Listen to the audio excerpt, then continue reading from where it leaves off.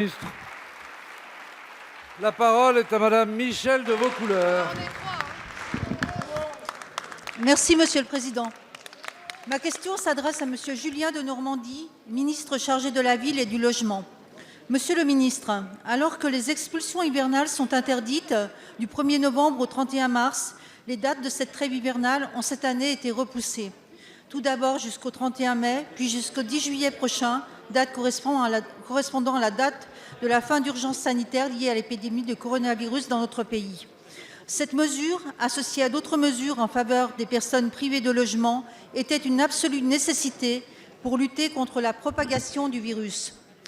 À l'approche de la date fixée pour la fin de la trêve des expulsions, les acteurs de la solidarité manifestent leur inquiétude. En 2018, ce sont 15 983 foyers qui avaient été expulsés, soit une hausse de 41% en 10 ans. Alors que plus de 1,5 million de nos concitoyens peinent tout au long de l'année à payer leur loyer, 500 000 d'entre eux ont été privés de toute ressource durant le confinement et entre 500 000 et 800 000 ont subi des baisses de revenus. Si le gouvernement a débloqué des moyens considérables pour amortir les conséquences de cette crise, plusieurs milliers d'entreprises ont d'ores et déjà dû cesser leur activité et le nombre de personnes privées d'emploi devrait bondir au-dessus de 10% dans les mois à venir. Ce sont autant de personnes qui auront davantage de difficultés à assumer leurs charges tous les mois. Dans ce contexte, Monsieur le ministre, quelles mesures le gouvernement entend-il prendre pour éviter que de nouveaux ménages risquant d'être expulsés viennent grossir les 143 000 personnes recensées comme étant sans domicile fixe? Le gouvernement entend-il notamment répondre favorablement à la demande des acteurs de la solidarité et prolonger la trêve des expulsions jusqu'au printemps 2021 ? Je vous remercie.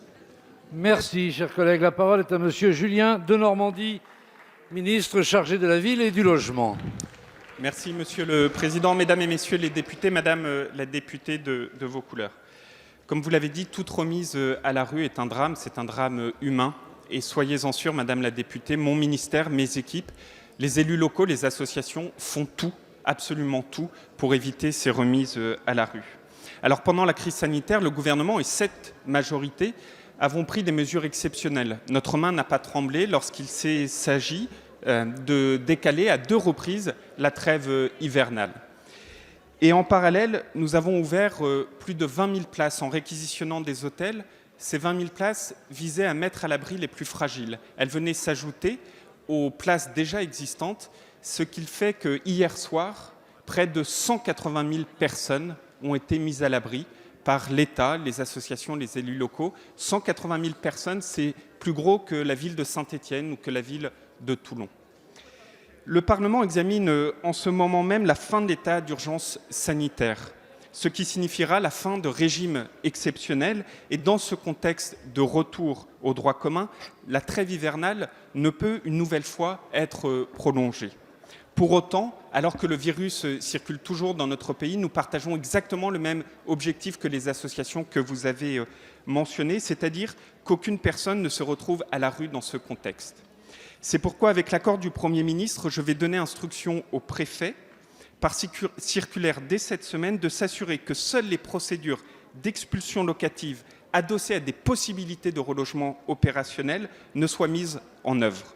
Ceci, encore une fois, afin de tout faire pour que les remises à la rue sans possibilité de relogement ne puissent avoir lieu.